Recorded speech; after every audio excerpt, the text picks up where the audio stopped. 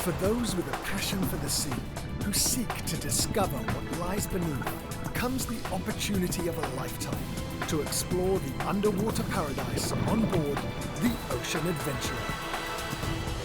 Each episode, Captain David de Villiers and his crew, First Mate Roddy Tor and international freedivers Hunley Prinsloo and Peter Marshall, meet up with an adventurer on a personal quest to investigate unparalleled biodiversity and wildlife in the unique marine ecosystem at the spiritual southernmost tip of Africa. The Cape of Storms is surrounded by hidden reefs and formidable seas. It's a place where legends are born, where mariners share tales of ghostly ships crewed by tormented sailors. But for the Ocean Adventurer and her intrepid crew, it is the place to get closer than ever before to the animals of the deep. It's the place for full immersion and daring escapades. It's the ultimate playground. All aboard the Ocean Adventurer.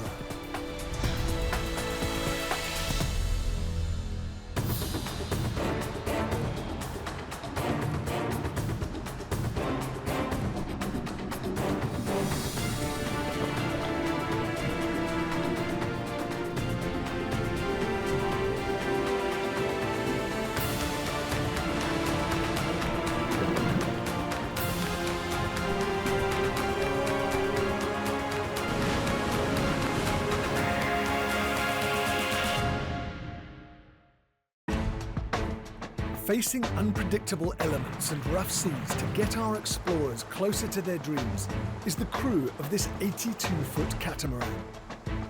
At the helm is Captain David de Villiers. As a young adult, I started sailing, and I've effectively sailed around the world 6 times if you add up all the little bits and pieces. I grew up here in the Cape of Storms. It's been my playground since I was just a wee little guy. All my free time when I was a child was spent on the beaches, in the water, and it's seen me through right throughout my adult years. Ocean Adventure is all about taking what I've gained from the ocean over all the years and finding ways to share that with other people, getting them to experience that. You know, that's my driving passion.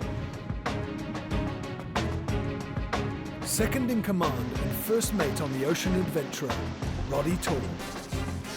I've known Roddy from our teenage years. All our school holidays were spent surfing up the west coast of South Africa and diving for crayfish and living like off the land. He's always the perfect partner and first mate for any adventure because he's up for anything, and he always brings bucket loads of enthusiasm for everything he does. And what more can you ask for in a partner in crime for an ocean adventure?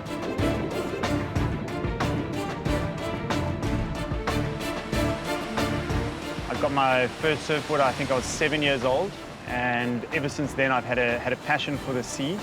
In any form, every day of the week I try to get into the sea if possible.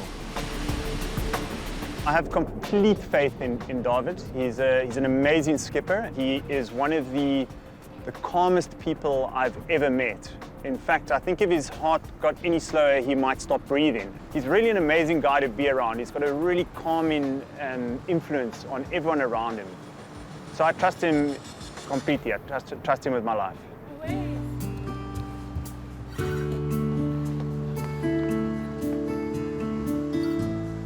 Meet our adventurer, American-born marine biologist Erica. For the past 11 years, she's researched the smallest life forms in the ocean, phytoplankton. Phytoplankton, like most people don't even know what they are, and they're so tiny you can't even see them, but yet they're the building block for this food chain where it's phytoplankton, the zooplankton eat the phytoplankton, the fish eat the zooplankton, and on up the food chain till you get to whales and sharks and turtles and seals and all these amazing creatures that people are connected to. You've had enough? But over the last couple of years, life has taken over and she's been drawn away from her passion, the ocean. I've spent a lot of time being a mom. And the days are just full and busy, and Yeah, there's not a lot of time, like free time, to go out and get in the sea, to go for a surf, to go diving, to do those kinds of things. It just changes my whole day if I can get into the sea on the opportunities that I have and the moments that I have to myself to be able to do that. It just totally resets everything and to me makes it all worthwhile in a way. Erica has one big dream. She wants to swim with whales. I have a deep love for humpbacks, and they're here. They come right past here to go to their breeding grounds, and they've spent time in Antarctica. Obviously, they go there to feed to the Southern Ocean. They come up the East Coast and the West Coast here, making their way to their breeding grounds. So they're definitely here. And from what I understand, they're showing up earlier in the season and staying longer in the season. So I think there's a good chance we might see one. Erica can think of no better person to help her realize those dreams than old friend David. Grab a seat.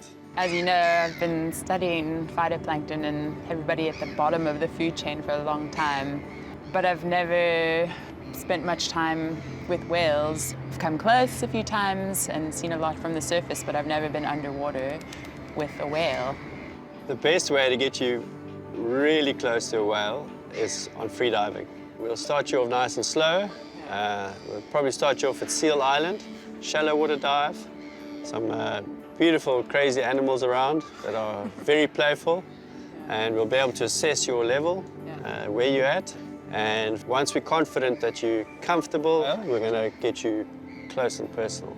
It'd be amazing. I'm going to take you on an incredible ocean adventure. I've got a great team, great boat. So we're going to make this happen for you. So go get your gear, and I'll meet you at the boat. Okay, cool. Can't believe it. Hey, Erica. I'm a little skeptical. Grab your gear for me. Because it seems like a very tall order. I don't know what to say about it. Actually, I can't believe it's true, really.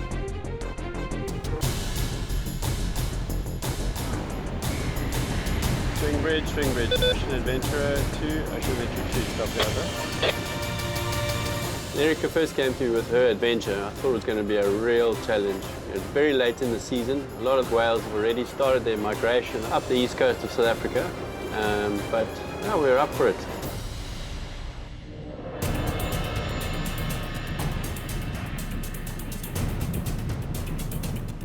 Integral to the Ocean Adventurer crew is South African freediving record holder and ocean conservationist Okuhle Prinsloo, who will guide our explorers safely into the depths of the ocean.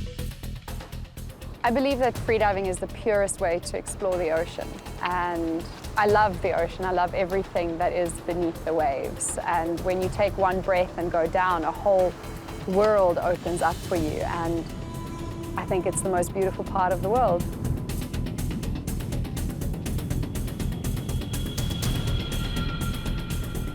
The human body is incredibly adapted for being underwater, and the mammalian dive response is what happens to the human body when we get in the water. The second your face touches the water, your heart rate slows down.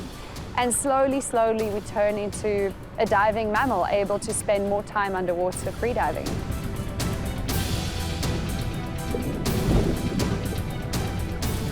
Peter Marshall is an American world champion swimmer. Okuhle and Peter were brought together by a shared love for freediving and the ocean. My swimming career was a very controlled experience. So we'd jump in a very chlorinated pool, we'd swim back and forth on a black line, and we'd get out the same place where we got in. And as I've transitioned away from the pool into the ocean, it's been a really eye-opening experience. I just love getting in the water with the big waves, the big animals, and putting years and years of swimming experience to a really good use. Okuhle and Peter are great to have on the team. They bring so much professionalism with them, and it brings a lot of confidence to the guys that we're introducing to the environment, that they know they've got this incredible team surrounding them. This mission will set sail from Cape Town's historic harbour, which is situated on the foothills of the iconic Table Mountain, with its near vertical cliffs towering over 1,000 metres. As long ago as the 1650s, Cape Town was used as a refueling station for naval vessels en route to reach the Dutch East Indies. But with its treacherous coastline, notorious for shipwrecks, it developed a fearsome reputation among sailors, who dubbed it the Cape of Storms. The team have time for a breakfast briefing before they begin the training for Erica's challenge. Guys, Erica is very keen for us to take her to get in the water with some humpback whales. Awesome. Yeah, what do you guys think? That's incredible. Yeah. You ready for this? As long as we can go with it. Have you dived with whales before? No, never. First time? First time. But what do you think the chances are that we'd actually come across the humpback this time of year? The chances of finding the whales are good. We're in touch with Fishing Fleet, and they've seen whales at Dustin Island within the last week. The interesting thing is that we're seeing whales the whole year round in the Cape. So the seasons, as they were defined, have now actually shifted. I know with the humpbacks, they've been arriving earlier, so they feed in the summertime in Antarctica and then come to breed in warmer waters, and that they've been making that movement sooner in the year than they were previously. Part of the job is to manage your expectations, and getting close to a whale can be tricky. There's a lot of searching, a lot of waiting, and when you do come across a whale, it can be so quick. Yeah. So if we're lucky, we get what we call a player, which is a whale that's curious and he wants to interact with us, but more often than not, you will get quite a fleeting interaction with a whale. Yeah. Yeah. When it comes to your free diving, I think that will definitely get you in the water with some smaller animals, preparing you for that, exactly, and shallower water, preparing you for the humpback, and then I think you'll be fine. Glad you're so confident. Absolutely. We'll get you warmed up with the playful ones. They'll be all around you, and then we'll take you to the ones that are a little bit more Aloof. Yeah. When last have you been freediving? It's been about 6-7 years. Wow, so you jumped in straight in the deep end. To say the least. Well, there's nothing to inspire one for freediving like whales. Yeah. Dacre Island, known to locals as Seal Island, has a thriving Cape fur seal colony. These marine mammals are a popular snack of the ocean's apex predator. At first, it's like the idea of going to snorkel at Seal Island seems completely wrong to me. It's like, why would anyone do that? Because they're the natural prey of great white sharks, and there's a huge population of great white sharks in False Bay and all around. And so to be going to snorkel, which sounds like such a pleasurable thing, with seals, it just seems like a contradiction.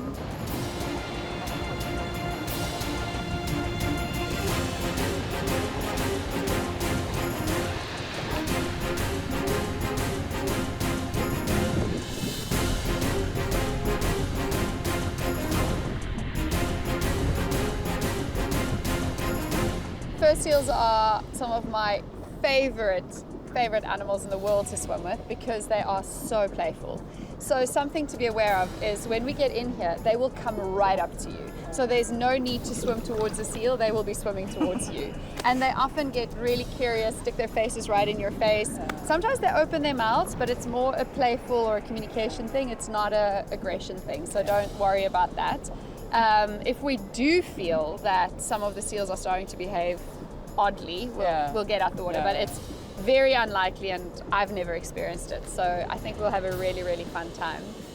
So once we get in the water, make sure you've got your weight belt on your hips and not in your waist, so you can still breathe into your stomach, and just focus on that deep, slow breathing into your belly, focusing on the exhalation, slowing down the heart rate, and then when you're ready to go, big breath, stomach, chest, shoulders, snorkel out, and then we go down.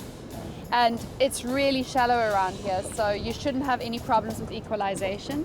But just remember, if you haven't been diving for a while, for the first few dives, only focus on equalization. Equalize every meter or so. Especially in cold water, one tends to forget when there's so much going on. Let's get in the water. Okay.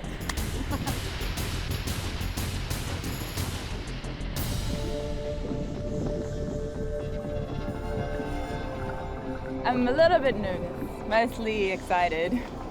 Working on my belly breath, deep belly breathing. You'll be fine. What we're going to do is Peter and I are going to take you on this dive, and I'm going to go down with you, and Peter's going to do some surface checking for us. Yeah. So when we come up, we just see that he's above us. Yeah. Usually when we free dive, we do buddy system where one goes down, then the other, then the other. Okay. So you and I Yeah, are alternate. both buddy diving with down. Peter. Okay. Just hold on a sec. I think your mask is on the outside of your wetsuit. There we go. Cool. Feel good? Ready. Rock and roll.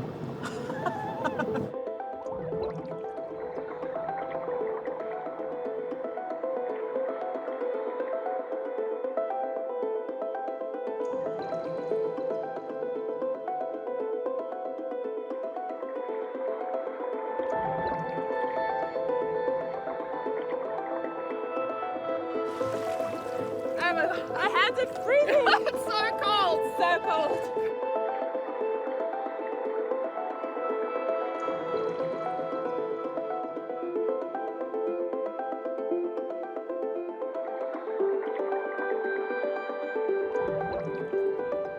Hanli is in her element. However, Erica is a little more tentative. I love the kelp forest and I love that environment, but I've only seen like a seal here or there, not any mass number of seals. So to actually go down, be in the kelp forest, and to have all of these seals around is just absolutely mind-blowing. It's lovely. This ocean adventurer is as playful as the animals she's swimming with.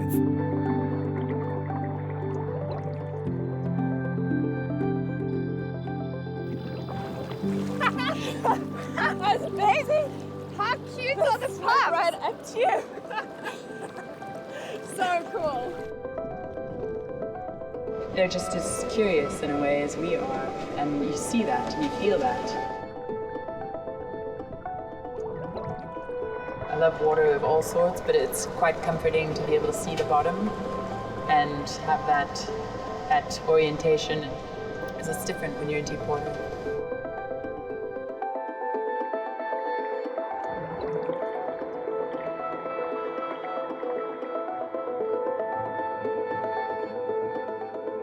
It doesn't take long for Erica's confidence to grow.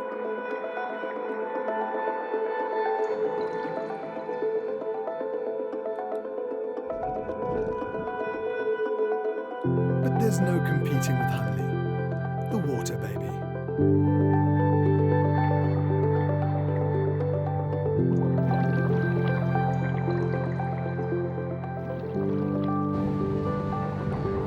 So, I definitely think you've mastered the seals.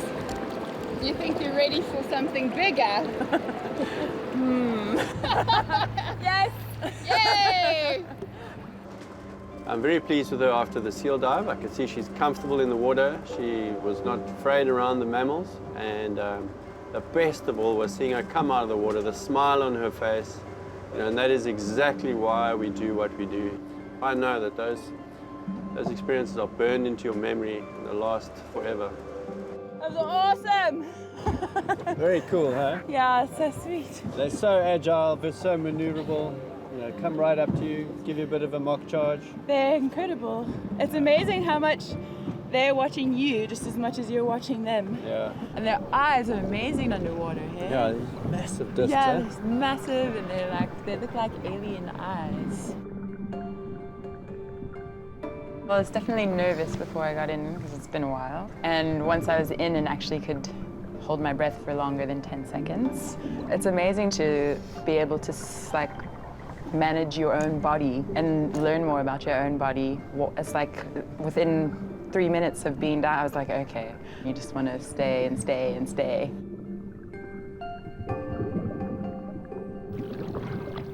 And did you see a lot of the zooplankton? Tiny little shrimps, swarms of little but I guys. saw the little purpley gray brown ones swimming around. Everything, it's so productive because of that nutrient-rich water that's upwelled from, I mean, it's 10 degrees because it's coming up from the deep, and it's just beautiful. It makes for such a beautiful environment. He's orca It's so cool, launching out of the water. I hardly saw one bull, but it's not uncommon because you'd often have 50 females to one bull. To one bull. I was going to He'll say, I keep a wouldn't little harem have of thought females. that there was too many males there, but Yeah, I mean, they're much bigger, aren't they? yeah, much bigger. And we'll see a couple of bulls are sitting on the island. So could you distinguish between males and females? No, I couldn't get over my breath enough. Cape fur seals are a protected species within South African waters. They have specially adapted eyes and whiskers that provide them with the tools they need to maneuver through their natural kelp habitat. The prey of great white sharks, seals are themselves carnivorous, feeding on a diet of fish such as hake and anchovies, as well as crustaceans and cephalopods like squid and octopus. Here in the kelp forest, the seals are spoilt for choice. This ecosystem is also an important coastal habitat for tiny crustaceans called zooplankton, a key food source for filter feeders like whales. Plankton is a diverse group of microorganisms that drift through the oceans. They range from, amongst others, algae, bacteria, small crustaceans, and the eggs and larvae of bigger animals. Despite their small size, they play an important role as the main food source for whales. Plankton, like all marine species, are threatened by climate change and are at the mercy of rising sea temperatures and the acidification of the ocean.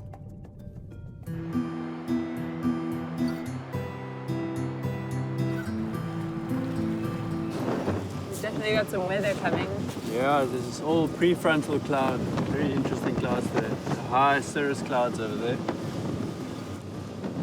Tell us, how important globally is plankton? It's everything. It is everything, isn't it? It is everything.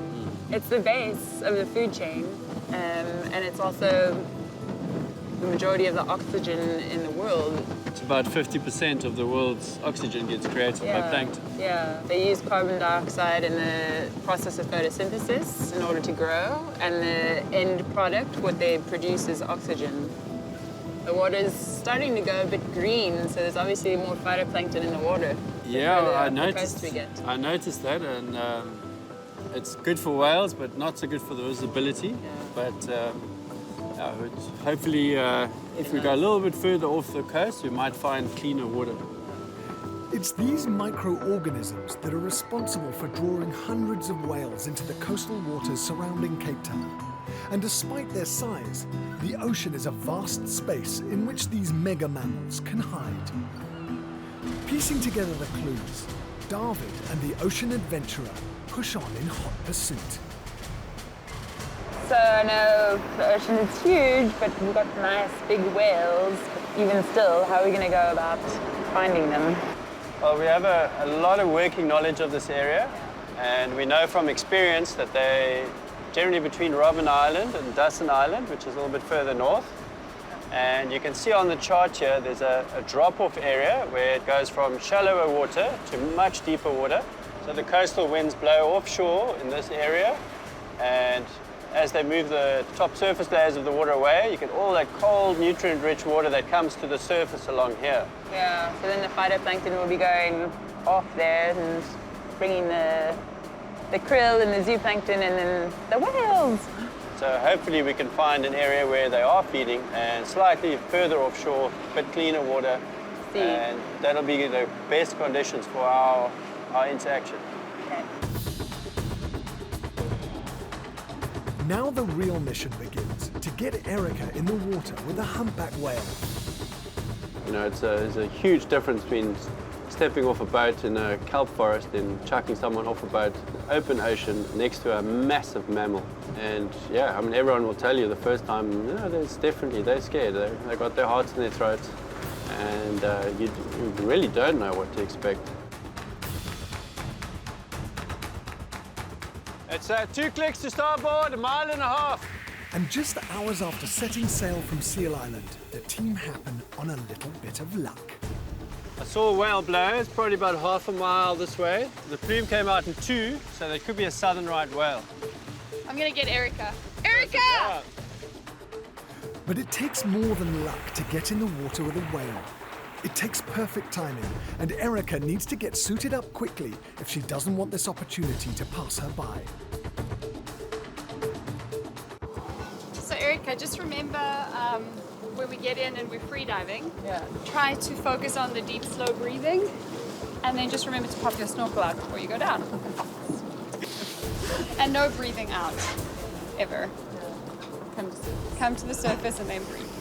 Are you nervous about the freediving stuff or the animal interactions? I think I'm more nervous about the freediving stuff than the animal interaction. Okay. And I actually feel like the animal interaction will help me with the freediving stuff. Yeah, exactly. It'll give you something to focus on for sure. For her first encounter, it's a lot to take in. With the nerves creeping in, the girls take a minute and head to the bow to get a better look at exactly what Erica's letting herself in for. Beautiful. This is early southern right season. Well, about a month ago, we had a massive plankton bloom here that went into red tide. That's right. There we had about 40, probably 40, 50 southern rights in the bay for 2 to 3 weeks. So they definitely, no, here, table bass. They're definitely here to feed, you know. Sheesh. Okay, there they are, guys. All right, guys. Let's go, let's get in the water. This is the time to go. Check it out. Sick, huh? Are you Hello! Come to Daddy. Okay, neutral north.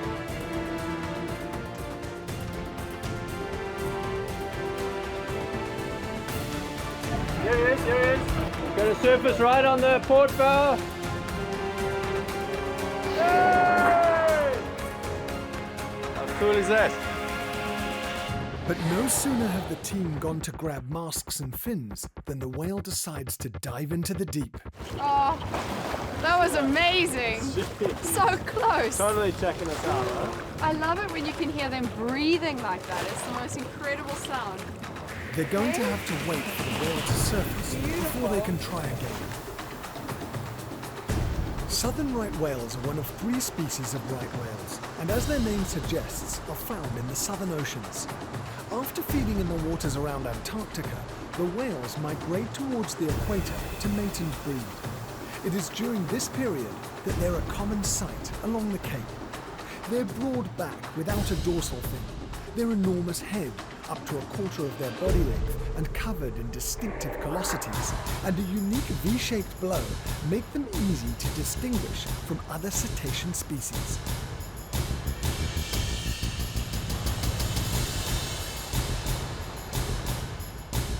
The diving whale has given David and Roddy time to kit up and a chance for them to get in on the action. All eyes are on the surface, watching, waiting. That perfect moment. Diving open ocean has its own risks associated with it, as does any free diving exercise. You know, the free diving that we do here is perhaps not as dangerous as diving deep, but you know, we're asking people to do quite an extreme physical challenge. David and Roddy are primed and ready, so as soon as they see that whale blow, there's no stopping them. The chase is on.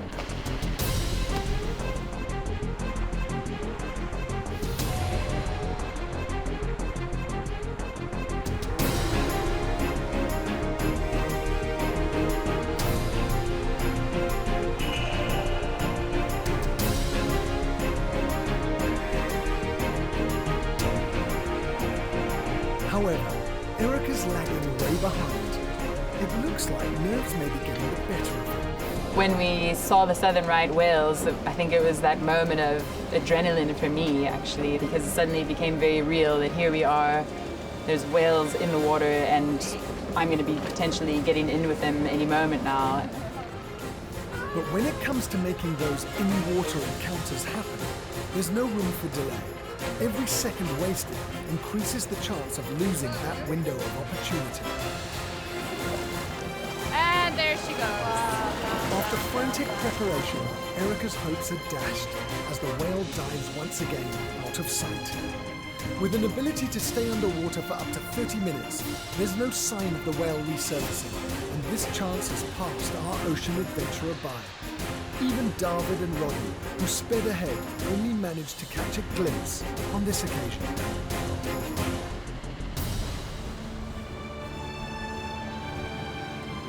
It's been a long day, with ups and downs, but the team remains determined to continue their mission and help Erica realize her goal of swimming with humpback whales.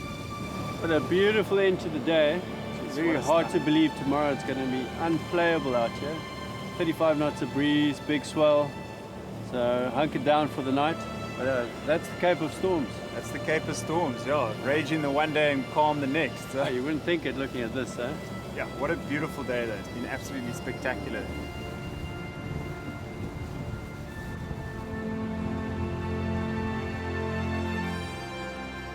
The Cape of Good Hope is known for its turbulent weather.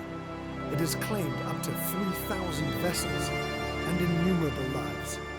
The earliest record of wrecks date back as far as the 1500s.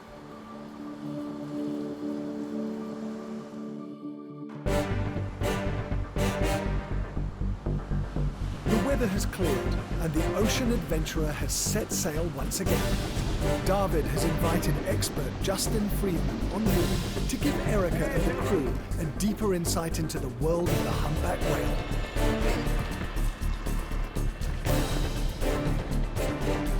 His field of study is biomimicry, which brings together the genius of nature with innovation and technology.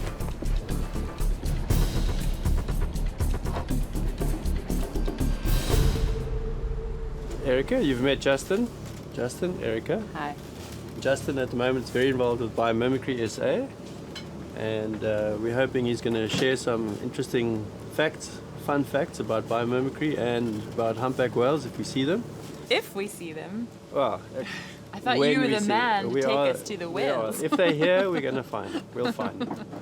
As the day draws to a close, they're running out of time to find a humpback whale and grant Erica her wish. Close to the shores of Dasson Island, the crew spot a humpback whale. It is thought tail-slapping behavior is used as a means of communication between whales, with sound traveling for miles through the water. It could also be a sign of aggression towards other males when competing for the attention of a female. This behavior is often repetitive and means that diving with the whale is off the cards. There is an element of danger with diving with massive marine mammals.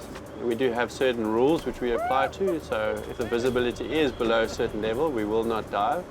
And if the whale is behaving in a certain way, we certainly will not get in the water with it. Even though Erica is disappointed, Justin is thrilled by this spectacle of nature.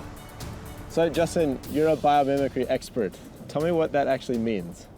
Biomimicry is about looking to the genius of nature in order to solve human challenges. And it's learning from nature, not about nature. Gotcha.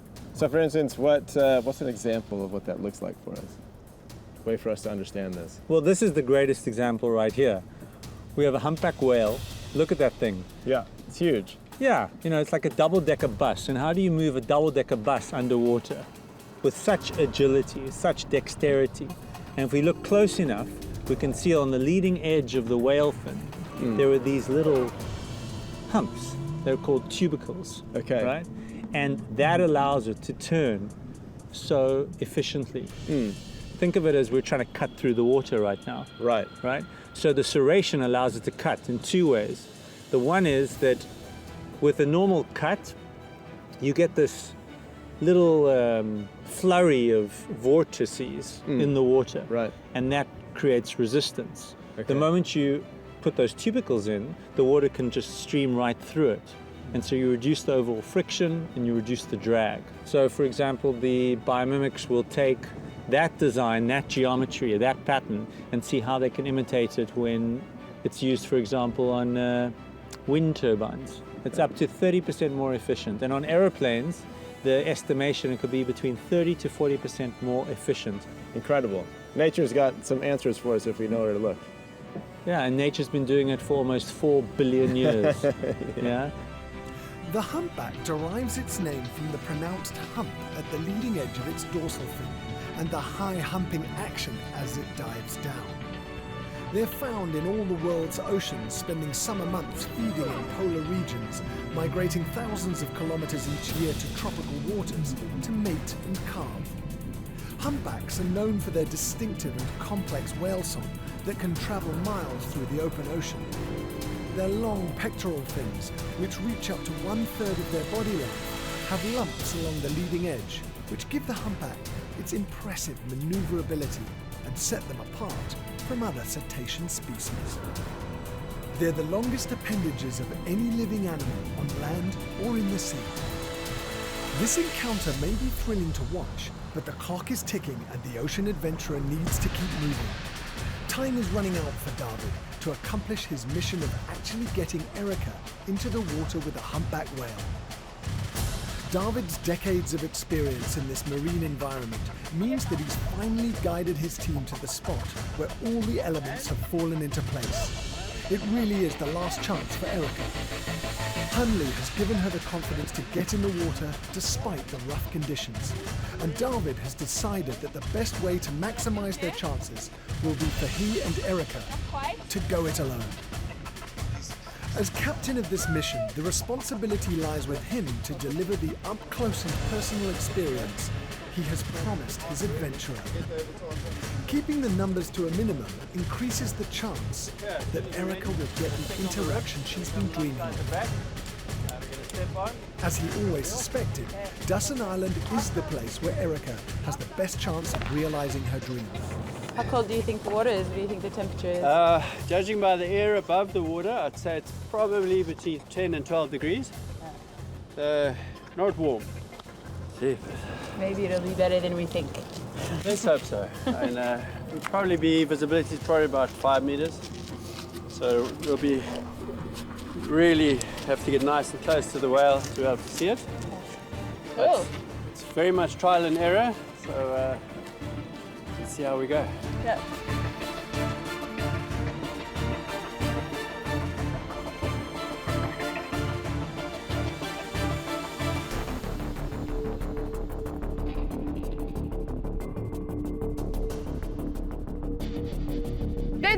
There she is. Look. Ah, right there, ahead, yes. right there. The little one. She just breathed in right there. Go. And the chase is on. Oh my gosh. It just went down and you can see the footprint. Look. Oh, yes. There. I see it. The footprint coming up. Perfect. So cool. What does that mean though? Does that not mean it's sounding?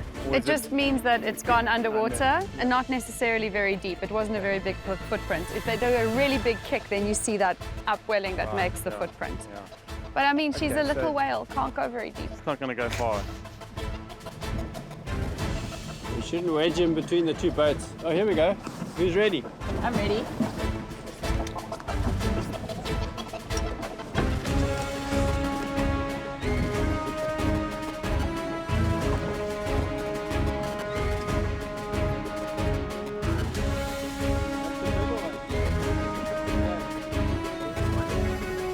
So they're going to have to try and swim really hard to keep up with the humpback. Not at all, actually. With humpbacks particularly, they're very, very curious. Oh, really? So if they're Okay. just in the right position that the whale can pick up their presence, it'll either interact with them or not.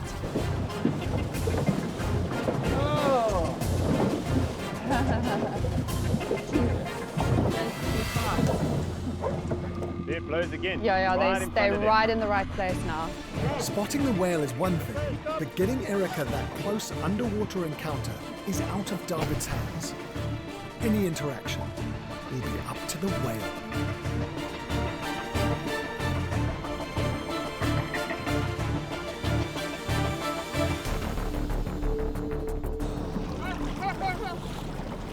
Too far.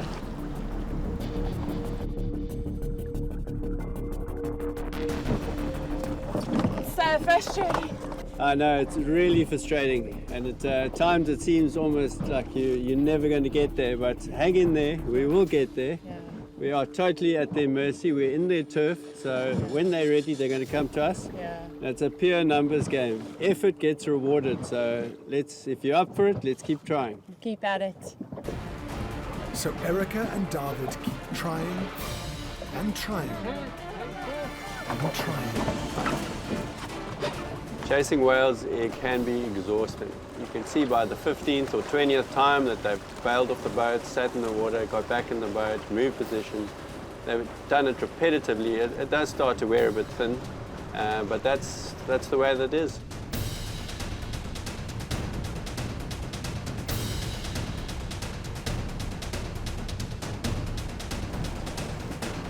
Oh, here he is, here he is.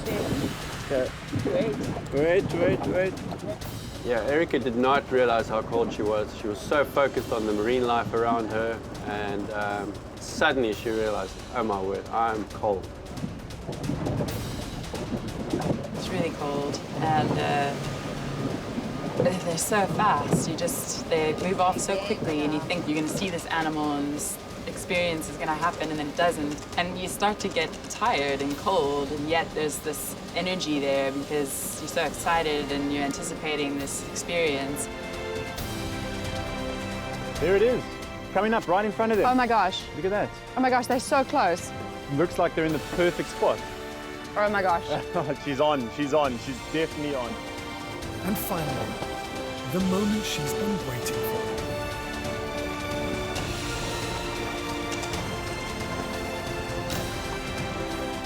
Swim, Erica. Come on, Erica. Swim. Get down Wait. there.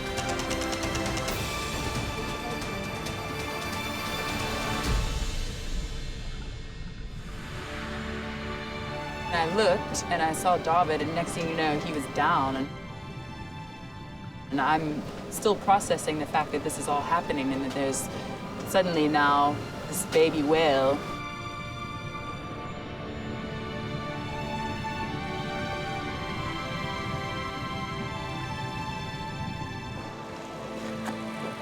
It's amazing. It's also like serene and peaceful and beautiful. I think it's so sweet that the first exchange and interaction was with a baby whale, because they just seem so, I think from both sides, everyone's a little more welcoming and a little more curious.